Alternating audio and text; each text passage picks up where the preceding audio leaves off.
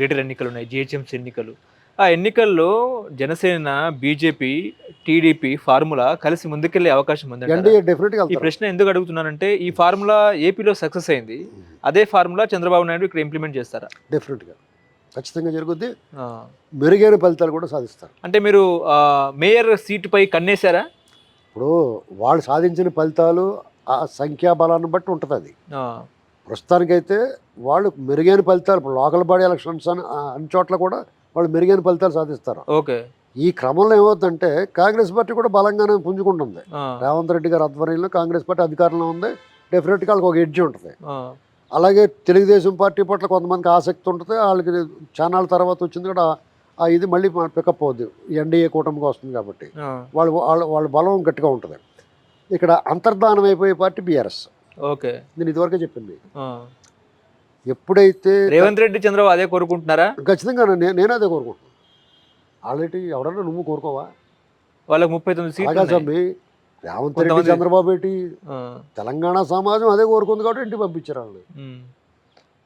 ప్రతిపక్ష హోదాలో ఉన్నారు కదండి వాళ్ళు. అవును, ఇప్పుడు ప్రతిపక్ష హోదా ఎంతసేపు ఉంటుంది? నువ్వు నేర్పిన విద్య ఆయన అలా లాగేసి కూడా అలా లాగేసుకుంటారు కదా. ఆ. నువ్వు చేసిన పని నేను చేయలేనా? అదే చేస్తున్నారు. ఇప్పుడు మరి పార్లమెంట్ ఎన్నికల్లో ఏం జరిగింది? ఎందుకు జీరో అయిపోయింది చెప్పండి? ఆ. అసెంబ్లీలో ప్రతిపక్ష హోదా ఇచ్చారు. ఇక్కడ ఉనికిని కాపాడాలి కదా, ఎందుకు కాపాడలేకపోయారు? ఓకే. మీకు ఇక్కడ కారణం ఏంటంటే కర్ణుడి చావుకి 1000 కారణాలు ఉన్నట్టే తెలంగాణ రాష్ట్ర సమితి ఎప్పుడైతే ఆ తెలంగాణ అనేటువంటిది భావోద్వేగ బంధం, అది ఆ లింక్ కట్ చేసాడు అని చేతులతో చెప్పారు కదా నేను. ఆ లింక్ కట్ చేసిన తర్వాత ఆటోమేటిక్గా పోతుంది. ఓకే. నువ్వు తెలంగాణ సమాజాన్ని నువ్వు వద్దనుకున్నావు, తెలంగాణ వాదాన్ని నువ్వు వద్దనుకున్నావు. నువ్వు ఎందుకు కావాలి మాకు? పైగా మీరు అహంకారపూరిత వైఖరి, మనుషులుగా చూడకుండా ఎదటి వాళ్ళని కించపరుస్తా ఆ దురహంకారాన్ని సహించలేరు. ఎవడో సహించలేడు. నువ్వు జీతం ఇచ్చి పెట్టినోడే సహించలేడు నిన్ను. ఓకే. కాబట్టి ఈ సమాజం ఏం కోరుకున్నారో అది చేయలేకపోయావు. నువ్వు సమాజానికి ఎంత కొంత చేసావు, కానీ సమాజం ఇప్పుడు నాకు లడ్డు కావాలి, నాకు అరిసి పెట్టేవనుకో, నాకు లడ్డు మీద మోజు అలా ఉండిపోద్ది. నువ్వు పెట్టిన అరిసి నాకు తృప్తి ఉండదు. నేను సింపుల్ భాషలో చెప్పాలంటే. ఇప్పుడు తెలంగాణలో ఏంటంటే కవిత కోసం ముఖ్యంగా ఢిల్లీలో కేటీఆర్, హరీష్ రావు లాబింగ్ చేస్తున్నారు. కవిత బయటికి రావాలంటే బీఆర్ఎస్ పార్టీ బీజేపీలో విలీనం కావాలి అనేది ఒక చర్చ నడుస్తుంది ఢిల్లీలో.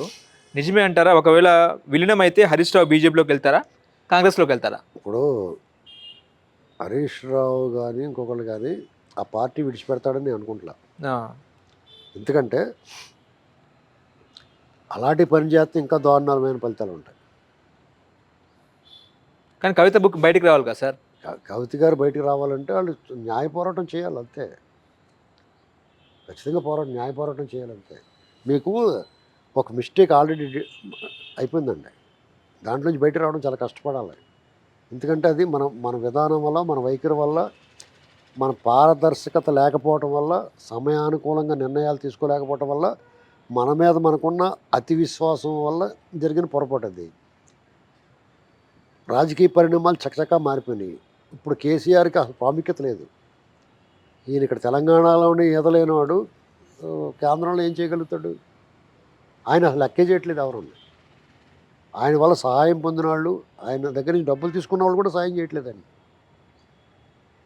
ఇప్పుడు ఈ విషయంలో కేజ్రీవాల్నే లోపల పడేసారు వాళ్ళు. కవిత గారు అంతా ఓ సీఎంనే లోపల ఇస్తారు కదండి. ఈవిడ పట్ల ఎందుకు స్పేర్ చేస్తారు? ఒకవేళ నిజంగా వాళ్ళు వెండేట పాలిటిక్స్ చేస్తుంటారు. ఒకసారి వాళ్ళు నిజంగా చేద్దాం అనుకున్నా కానీ ఒక్కొక్కసారి మీరు ఒక పొరపాటు లేకపోతే ఒక శిక్ష చేసిన తర్వాత ఒక అస్త్రం విడిచిపెట్టిన తర్వాత తిరిగి ఉపసంహరించే విద్య ఉండదు వాళ్ళకి. ఇప్పుడు ఎవరన్నా కొన్ని బాణం వేసేస్తారు, మీరు వెనక్కి తీసుకోగలరా మీరు? అంతే. ఈయన ఎట్టి పరిస్థితుల్లో బయటపడలేరండి. ఏమైనా ఆ కాల పరిమితి ముగిసి ఆవిడ శిక్ష తప్పుతా ఆవిడకి. అన్ని ఆధారాలు లేకుండా ఇన్నాళ్ళు పెట్టలేరు వాళ్ళు. ఎక్కడో చోట విసులుబడి వస్తుంది. ఇప్పుడు చంద్రబాబు నాయుడు గారు ఉన్నారు, వాళ్ళంతా వెండేటో పాలిటిక్స్ చేశారు, తప్పుడు కేసులు పెట్టారు, ఆధారాలు వీగిపోయినాయి ఎక్కడికక్కడ. కాబట్టి ఆయనకి బెయిల్ దొరికింది. కనీసం మెడికల్ గ్రౌండ్స్లోనే బెయిల్ దొరికింది. దాన్ని ఆపలేకపోయారు కదా ఎవడన్నా. వాళ్ళు నిజంగా వాళ్ళు ఆపుదాం అనుకున్నా కానీ ఆపలేకపోయారు కదా. ఓకే. నమస్కారం. నమస్కారం.